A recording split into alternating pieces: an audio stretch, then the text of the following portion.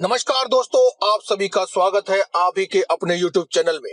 दोस्तों, ऐसा कहा जाता है कि भगवान श्री राम के परम भक्त राम भक्त हनुमान जिस पर भी प्रसन्न हो जाए, उस व्यक्ति के जीवन के सभी संकटों को वे स्वयं ही हर लेते हैं। इसीलिए इन्हें संकट मोचन भी कहा जाता है। जीवन में आने वाली कोई भी परेशानी हो, छोटी हो या बड़ी हो, आर्थिक समस्या हो या फिर पारिवारिक सुख हो, अगर आपके जीवन में ऐसी कोई भी समस्या ने घर कर लिया है, तो आपको आज हम मंगलवार या फिर हनुमान जी के लिए किए जाने वाले कुछ ऐसे उपाय बताएंगे जिन्हें आप करके अपने जीवन के सभी दुखों और संकटों से मुक्ति पा सकते हैं। ऐसा माना जाता है कि मंगलवार को किए जाने वाले उपाय सीधे भगवान हनुमान जी के पास जाते हैं और हनुमान जी के जो भी उपाय हैं वे मंगलवार को किए जाते हैं, लेकिन ऐसा सत्य नहीं है। हनुमान जी के लिए सभी दिन और वार एक समान होते हैं, इसीलिए उनके भक्त यदि सच्ची श्रद्धा से और मन से उनके लिए कोई उपाय करना चाहते हैं तो उनके लिए कोई जरूरी नहीं कि वह मंगलवार के दिन ही करें। वे चाहें तो किसी भी दिन व किसी भी समय हनुमान जी के लिए उपाय कर सकते हैं और अपनी मन में दबी हुई सभी इच्छाओं को और मनोकामनाओं को पूरा करने के लिए जो उपाय किया जाना चाहिए वे करके अपनी सभी इच्छाओं को और मनोकामनाओं को शीघ्र से शीघ्र पूर्ण कर सकते हैं। इसीलिए आज की इस वीडियो में हम आपको हनुमान जी के लिए और हनुमान जी के द्वारा किए जाने वाले कुछ ऐसे उपाय बताएंगे जिन्हें अगर आप कर लेते हैं तो आपके जीवन में दुख और दरिद्रता हमेशा के लिए चली जाएगी, सुख और ऐश्वर्य का हमेशा ही वास रहेगा। बाकी अगर आप चाहें तो इन उपायों को आप मंगलवार के दिन अपनी श्रद्धा अनुसार भी कर सकते हैं। देखिए, हनुमान जी की पूजा करने के बहुत से तरीके हैं। कहा जाता है कि हनुमान जी की पूजा करने से आपके जीवन में आने वाली सभी समस्याओं को तो अंत करते ही हैं, सभी आपको जीवन में आ रही सभी समस्याओं से, बाधाओं से मुक्ति दिलाकर आपको उनसे बाहर कर देते हैं। हनुमान जी को सबसे ज्यादा पसंद है नारियल, लौंग, सुपारी, पान, बूंदी के लड्डू। तो क्यों ना इन चीजों का इस्तेमाल करके हम कुछ ऐसे उपाय करें जिससे कि हमारी मनोकामना पूर्ण हो जाए।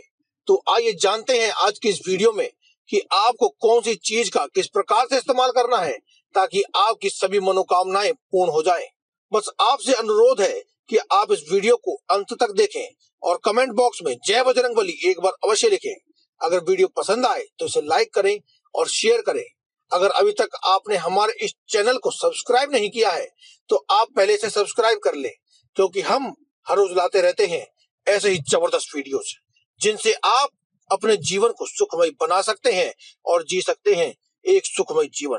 तो अब हम बात करते हैं हनुमान जी के उपाय करने के लिए आपको कौन सी चीजों का इस्तेमाल करना है और किस प्रकार से इस्तेमाल करना है। दोस्तों, जैसा कि हमने आपको बताया कि हनुमान जी को प्रिय है लौंग, इलायची और सुपारी, तो क्यों ना हम भगवान हनुमान जी के लिए उनके प्रिय इन सब चीज से मिलाकर के एक पान का बीड़ा बनाएं और उन्हें अर्पित करें ताकि आपकी सभी मनोकामनाएं पूर्ण हो सके। अब देखिए दोस्तों, जैसा कि आपको हम बता चुके हैं, आप चाहें तो इन उपायों को मंगलवार के दिन कर सकते हैं और वैसे तो आप इन उपायों को किसी भी दिन कर सकते हैं। जिस समय आपको अपने जीवन को बदलने का ख्याल आया है, इस समय आया है, आप ये उपाय सुन रहे हैं, तो आप इस उपाय को अभी भी कर सकते हैं, आज कर सकते हैं, कल भी कर सकते हैं, मंगलवार के दिन कर सकते हैं या रविवार के दिन भी कर सकते हैं, क्योंकि सभी देवी देवता अपने भक्तों पर समान कृपा बरसाते हैं जब भी वे उनसे प्रसन्न हो जाते हैं।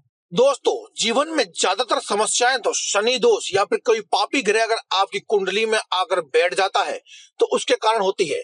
इसलिए आप क्या करें, आप एक पान का बीड़ा बनाएं जिसमें लौंग, इलायची रखें और साथ ही सुपारी के ऊपर लाल रंग का धागा लपेट कर यानी कि कलावे को लपेट करके आप एक पान का बीड़ा बनाकर हनुमान जी को अर्पित करें। इससे आपके जीवन के सभी शनि दोष चले जाएंगे और साथ ही हनुमान जी को बीड़ा अर्पित करने के बाद वहीं बैठ करके हनुमान जी के सामने आप एक बार हनुमान चालीसा का जाप अवश्य करें। दोस्तों, हनुमान जी के उपाय केवल शनि दोषों से मुक्ति नहीं दिलाते हैं बल्कि आपकी आर्थिक समस्याओं में भी आपको बहुत लाभ दिलाते हैं। अगर आपको लगता है कि आपके जीवन में आर्थिक समस्याएं हैं, धन संबंधी परेशानियां हैं, तो आप हनुमान जी के उपाय कर सकते हैं। क्या उपाय करें बताते हैं अभी आपको। बस आप ये वीडियो अंत तक देखें ताकि आपको आज इस वीडियो में हम जो खास उपाय बताने वाले हैं उन सभी उपायों के बारे में जानकारी हो सके और आप अपने जीवन में सुखाली और खुशियां भर सके। दोस्तों, कहते हैं कि बीड़ा उठाना यानी कि किसी भी मुश्किल भरे, जोखिम भरे या फिर जिम्मेदारी भरे कार्य का बीड़ा उठाना हो, चाहे वह घर में धन संबंधी समस्याओं को दूर करने वाली समस्या हो या कार्य हो, या इसका बीड़ा उठाना हो, या फिर कोई भी आपका महत्वपूर्ण कार्य जो पूरा नहीं हो रहा है, जिसका आपने बीड़ा उठाया है कि आप वह कार्य करके ही मानेंगे, इस कभी कार्य को पूरा करना चाहते हैं, तो आप क्या करें, एक नियम बना लें कि आप हफ्ते में किसी भी एक दिन, चाहे वह दिन मंगलवार हो या कोई भी अन्य दिन हो, उस दिन आप हनुमान जी की विधिवत पूजा करने के बाद एक पान का बीड़ा उन्हें अवश्य चढ़ाएंगे। दोस्तों देखो, बीड़े का बदला बीड़ा ही होता है। जिस प्रकार से आपने अपनी जिंदगी में बीड़ा उठाया है कि आप सफलता प्राप्त करेंगे ही करेंगे, उसी प्रकार से आप हनुमान जी को भी बीड़ा चढ़ाएं, पान का बीड़ा चढ़ाएं, जिससे कि आप अपने जीवन के जो भी बीड़ा उठाया है, जो जिम्मेदारी उठाई है, उसे आप पूरा कर सकें। लेकिन एक बात का आप विशेष ध्यान रखें कि जो आप पान का बीड़ा बनाने वाले हैं, इसमें आप चूना, जर्दा इत्यादि चीजें न डलवाएं। आप एक सादा सा मीठा पान बनवाएं और हनुमान जी के लिए इलायची, लौंग और कलावा बांधकर सुपारी रखी हुई बीड़े को अर्पित करें। दोस्तों, हनुमान जी को नारियल भी अति प्रिय होता है, इसीलिए आप हनुमान जी की पूजा करने के लिए आप नारियल का इस्तेमाल भी कर सकते हैं। अगर आपको लगता है कि आपके कार्य क्षेत्र को, यानी कि जहां आप काम करते हैं, जो भी आप काम करते हैं, उसे कुछ बनवा दिया है या ऊपरी आदि कार्य करवा दिया है, तंत्र मंत्र आदि क्रियाएं आपके ऊपर करवा दी जा चुकी हैं, तो आप क्या करें, आप एक नारियल लें और एक सुपारी लें, इनके ऊपर आप स्वास्तिक से, चंदन से एक स्वास्तिक बना दें, या फिर लाल रंग की रोली से आप एक स्वास्तिक बना दें और इसे एक लाल रंग के कपड़े में बांध करके उसके ऊपर आप मोली से धागा लपेट दें, 7 बार लपेट दें। उसके बाद आप इसे ले जाकर किसी भी हनुमान मंदिर में हनुमान जी के चरणों से लगा करके एक बार हनुमान चालीसा का पाठ करें और साथ में उसके अंदर थोड़ी सी सरसों भी रख दें, पीली सरसों जैसे कहते हैं, उसे भी रख दें, और आप फिर अपने घर वापस आ जाएं। घर आने के बाद आप अपने घर के मुख्य दरवाजे पर इसे रख दीजिए। आपके कोई भी तंत्र मंत्र जो भी क्रिया कराया हुआ है वह मुक्त हो जाएगा, नष्ट हो जाएगा खुद ही। कोई भी तंत्र मंत्र, ऊपरी बाधा, प्रेत आदि आपको कभी भी जिंदगी में परेशान नहीं कर पाएगा, क्योंकि दोस्तों हनुमान जी को ऊपरी बाधाओं का सबसे बड़ा दुश्मन माना जाता है। जहां भी ऊपरी बाधाएं होती है उसकी नली तोड़ देते हैं हनुमान जी, इसीलिए संकट मोचन भी कहा जाता है। अब आपको बताते हैं लौंग का और एक काली मिर्च का उपाय। जी हाँ दोस्तों, लौंग और काली मिर्च का उपाय। आप क्या करिए कि अगर आप अपने जीवन में हर एक क्षेत्र में कामयाब होना चाहते हैं, यानी कि आप ऐसा चाहते हैं कि आप अपने मन में कोई भी मनोकामना सोचें और वह हनुमान जी के द्वारा आपकी पूरी हो जाए, तो इसके लिए आप क्या करिए कि आप आटे के 7 दीपक बनवा लीजिए और 7 दीपक बनवा लेने के बाद आप उसके अंदर चाहे तेल भरिए, चाहे आप देसी घी भरिए। उसके बाद आप उनमें से किसी भी एक दीपक में आप 2 लौंग डाल दीजिए। लौंग दोस्तों आपको फूल वाली लेनी है। पूजा में जब भी आप लौंग का इस्तेमाल करेंगे, चाहे आपको कोई बताए या ना बताए, आपको हमेशा ही फूल वाली लौंग का ही इस्तेमाल करना है। आप फूल वाली लौंग ले लीजिए और एक दीपक में डाल दीजिए। उसके बाद आप इन्हें अपने घर के मुख्य मुख्य स्थानों पर रख दीजिए। लेकिन जो लौंग वाला जो दीपक है, जिस दीपक में आपने लौंग डाली है, उसे आप अपने घर के मंदिर में रख दीजिए। जी हाँ दोस्तों, घर के मंदिर में रख करके आप प्रज्वलित कर दीजिए और हनुमान चालीसा का पाठ अवश्य करें। इस वक्त ध्यान रखें कि आपने जिस दीपक में लौंग डाली है, यानी जिस दीपक को आपने मंदिर में रखने वाले हैं, उसे सबसे अंत में अपने घर के मंदिर में रखेंगे। सभी दीपकों को रखते जाएं, जलाते जाएं और अंत में आप घर के मंदिर में उस दीपक को रखें। आप उस दीपक को फिर प्रज्वलित करें और आप फिर वहां पर बैठ करके अपने घर में ही हनुमान चालीसा का पाठ करें। हनुमान चालीसा का पाठ पूरा हो जाए, उसके बाद अपने मन में अपनी मनोकामना को आप 7 बार कहें। देखिए 7 दीपक जलाए हैं ना, तो 7 बार ही आप अपनी मनोकामना कहेंगे। 7 बार मनोकामना कह दीजिए और फिर आप इस बात का नियम बना लें और आप इसे लगातार 11 बार करें। यानी कि जिस भी वार को आपने इसे किया है, यानी मंगलवार को अगर आपने किया है, तो आप लगातार 11 मंगलवार तक यही उपाय करें और फिर देखिए आप चमत्कार किस प्रकार से होता है।